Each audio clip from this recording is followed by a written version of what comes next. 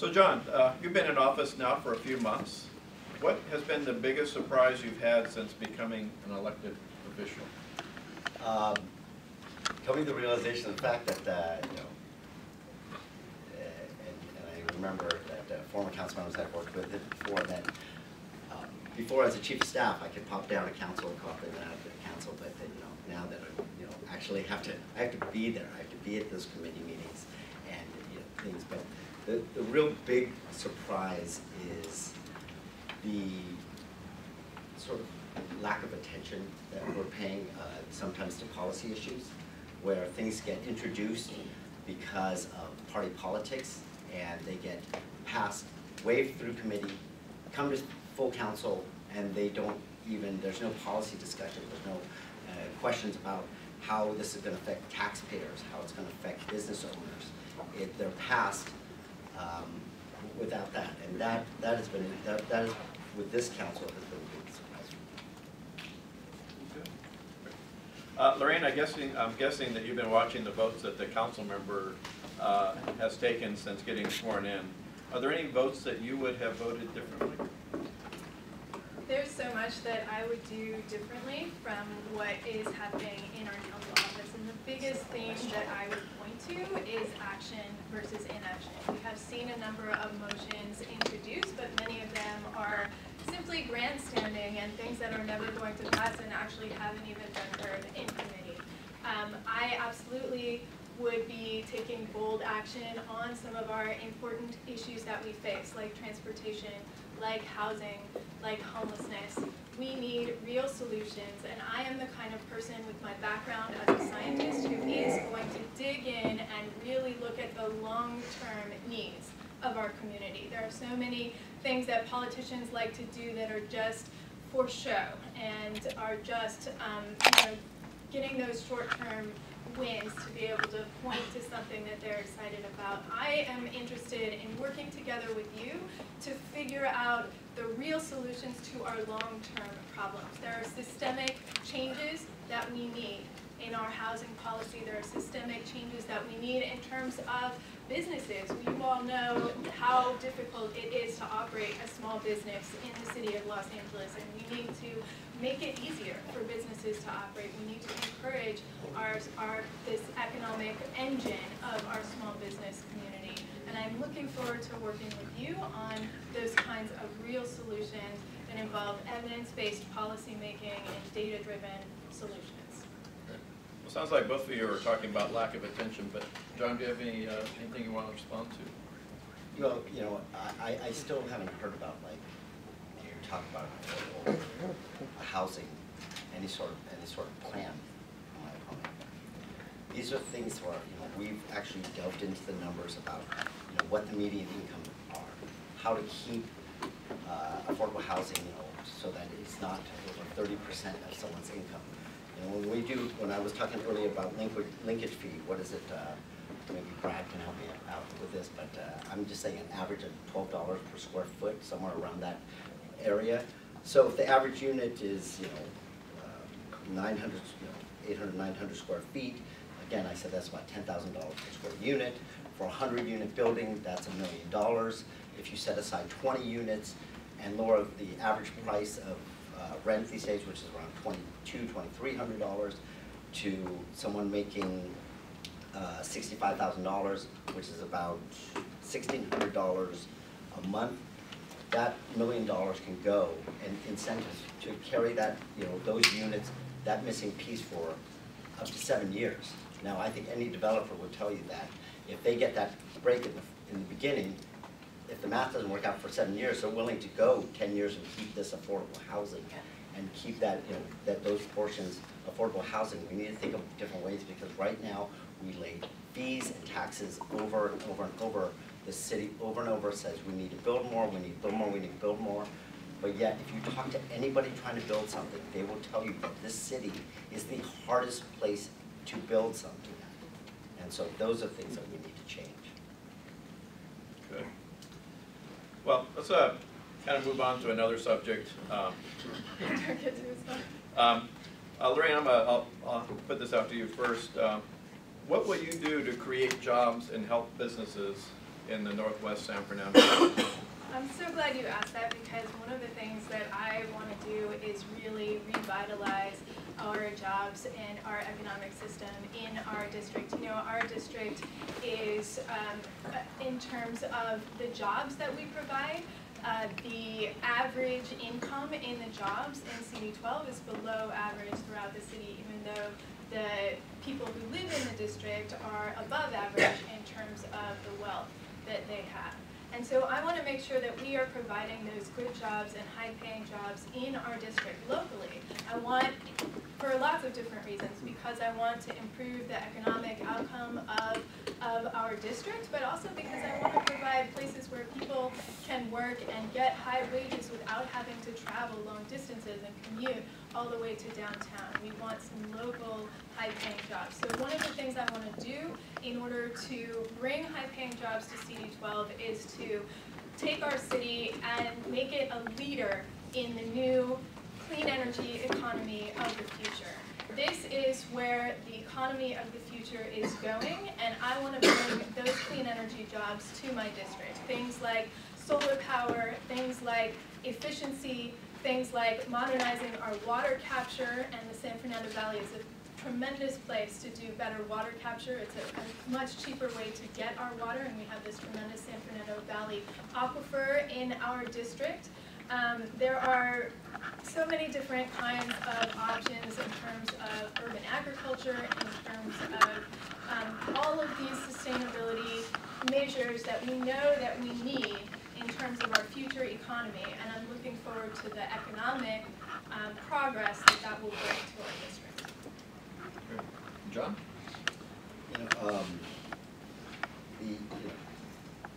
We have to take in mind, it's important to move toward sustainability. It's important to move towards more green power in the city, but we have to do it in a way that we are not costing our economy, good paying jobs in the city. I have to understand that in my district, we have an industrial corridor, that if energy prices go up even slightly, I may start losing more businesses to other areas, other cities, other states. And so that is something that we have to keep in mind. So it's not just about like creating more jobs, it's about making sure that we keep the jobs that we have, here in Los Angeles. But we have to look at different things for the business community, like our gross receipts tax. Very proud that we, I think 5 years ago, passed something for new car dealerships, because we saw a decline in new car dealerships in the city of Los Angeles. And so we eliminated the gross receipts tax for them, and what did we see? A growth by 20% of new car dealership companies in Los Angeles. Now I understand that our, just eliminating gross receipts taxes, $500 million, and that's a huge band-aid to just rip off. But if we look industry by industry, start moving forward, and not just giving excuses of why we can't do this, but looking at industries that can benefit to attract new business to the city of Los Angeles, I think this is something that we need to do, and something that I plan on doing in my next job. Gross receipts tax is definitely not the best way to get revenue for our city, and I do look forward to working on reforming that, and it is going to be a major challenge. I want to say, though, that when we look at the future and what the economy of the future is going to be, I think we all know where our future is headed in terms of jobs, in terms of the challenges that we face. Our climate emergency is a massive emergency that we are all going to need to work on together, but it's also a tremendous opportunity in terms of the future of our economy. And California has been a leader on modernizing our energy systems, and because California has been a leader on that, our economy has been growing faster than other places in the United States. It's because of the clean energy that we have brought, and the clean tech systems and the clean businesses that we have brought to California, that our economy has thrived. And I want to do that with Los Angeles. I want to make Los Angeles the leader in terms of cities around the world when it comes to our transportation systems, when it comes to our energy systems, when it comes to our water. We can bring these good new jobs to our district and to our city, and we can lead the way for cities around the world and show that we can solve this crisis and we can power our economy and improve our economy by doing it. And in fact, the DWP very recently signed a contract for solar power with battery storage that's cheaper than any fossil fuel plant that you can have out there. And it's because of the DWP union trying to block that it almost didn't get passed. And this is the same union, by the way, that's supporting my opponent and put in all of the money in the previous race to try to buy this election. And I am going to stand up to that kind of backwards thinking in our city. I voted for that. Kind of perfect timing for a question that was brought up from somebody. So the mayor introduced his new Green Deal for the city, but there are many folks in here who do not want an all-electrical home because they don't want to give up their gas for cooking and etc. Do you support the mayor's Green Deal? John, you want to go first? Yeah, you know what? My opponent is talking about accelerating the Green Deal, talking about having homes on full electricity in the 2020s. This is something that we have to understand when we take a look at what the cost of this is going to be. Now, if change my appliances, change out my electrical grid to support this, I mean, how much is that going to cost me? $50,000, $60,000, $70,000? That's something that's going to have a hard time for me to be able to afford, let alone somebody on low income. How are we going to pay for those homes? You know, ideas are fantastic, but when it boils down to it, we have to figure out things that how we are going to pay for them. And the solution isn't always just more taxes. I believe you've been taxed enough that we can't just keep taking a look that every time the city has a problem, every time the state has a problem, that we look to the business community and say, you figure it out. We have to stop doing that. And, you know, while, again, it's important that we move towards this. You know, I believe in green energy. I believe moving towards sustainability, but we must always remember to do it in a responsible way. California is the 5th largest economy in the world. That is something, we have different energy demands than other places. You can talk about Arizona, you can talk about Nevada, but we are different here in California, and especially we are different here in Los Angeles, and we need to always remember that and to move in that responsible manner. Great. Lorraine? You know, I want to be very, very, very clear about something. The most expensive thing that we can possibly do when it comes to our energy systems is to maintain the status quo. We all know the science. Everyone in this room knows what the science shows us. We need change, and we need it fast. And we need that change in order to meet the needs of the reality of the situation that we are facing. And the cheapest thing that we can possibly do is to make that change as fast as possible in order to avoid the disasters that will come if we don't make those changes. And we've already seen it in our city because I was there advocating in, for example, in our LADWP systems for a faster transition to clean energy. We were able to get ahead of the curve when the new mandates came down from Sacramento that said we needed to get to 100% renewable energy by 2045. And I am in favor of those mandates, but you know what? It was actually cheaper for us as a city to decide to accelerate more quickly towards clean energy and to accelerate more quickly towards electrification. And yes, I do believe in electrification. We all know that we need to get off fossil fuels. We all know it needs to happen eventually. The best thing that we can do is to make that transition more easier on everybody by getting started on it instead of having to make it a precipitous, calamitous change when we are faced with all of the big disasters that show us we need to switch over immediately. So let's get started on what we know we need to do for the future. And when it comes to your gas in your home, it's actually really enjoyable to cook on an induction stove. I don't know if you have ever had the opportunity to do that, but that's what the best chefs want to do now because it's a more enjoyable way to cook. It's a better way to heat your home, and people will enjoy the change. Right. This is not a question, but just an observation, and I'm hoping maybe later someone would help me out on this. So I put in solar 5 years ago, and when I read how much solar energy my solar panel produce, I'll just say hypothetically 500 kilowatts. On my DWP bill it says, oh, we only accounted for like 200 kilowatts. Called DWP and their answer was, well, that's just the way it works. So I think if we're going to move to solar, I think there needs to be more support in terms of making it realistic for someone like me to make it like really feel like it's worthwhile. Anyway, that was just a comment, not even on the question. Script. By the way, you all have cards in front of you, so if you are filling out a question, raise your hand so staff can pick that up. All right. I think I can speak for almost every business owner in the room when I express the concern that lots of small regulations and rising costs are piling up to become a real problem here in the Valley, probably in the state of California. And we all know that restaurants and businesses are closing down and leaving the Valley. So as a council member, how can you address this?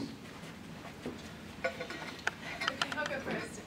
Yes, I have really had the privilege, as I've been running for office, to speak with so many small business owners in my district and in the city, and I have really had my eyes open. I did not realize how difficult it is to operate a small business in the city of Los Angeles, how much harder it is to operate here than, say, in Santa Clarita or in Simi Valley, how many businesses we are losing to other places. And I think it's absolutely imperative that we work on getting rid of some of that red tape. You know, there are necessary regulations that we have in place that when they are protecting people, but it's ridiculous when, for example, the owner of a restaurant, as there was one in my district, has to wait for 8 months to get a permit for a wood-fired oven, and they have to eat the cost of the rent for that 8 months before they can actually open their restaurant. This is the kind of stuff that should not be happening. It is a damper on our economy, and I know that it's going to take really digging in to understand the root causes of why our permitting system takes so long. Why is there all this red tape? What are the historical causes that have made it to be so, and what can we do to fix it? These are not the big, shiny kinds of things and changes that ordinary politicians are going to be going after. This is the kind of thing that I'm really interested in digging in on and working together with all of you. I know that you all have way more experience than I do on a lot of these issues, on understanding what the onerous regulations are, what the challenges and obstacles there are for small businesses in the area. And I want to work together with you to make sure that we actually do modernize our city's permit system, modernize our city's technology systems, make it easy and straightforward and actually enjoyable for people to open up a business and understand what they need to do with the city in order to operate. So, Go ahead. Yes. So, you know, my parents as immigrants to this country opened up a small shoe store. That small business gave me and my brother every single opportunity that we had in this world. Supporting small businesses, you are the backbone, you know, of our economy, and we need to stop not only taxing you, but telling you and taking away your ability to negotiate a better deal for yourself. When we institute programs that take away your ability to choose who picks up your trash and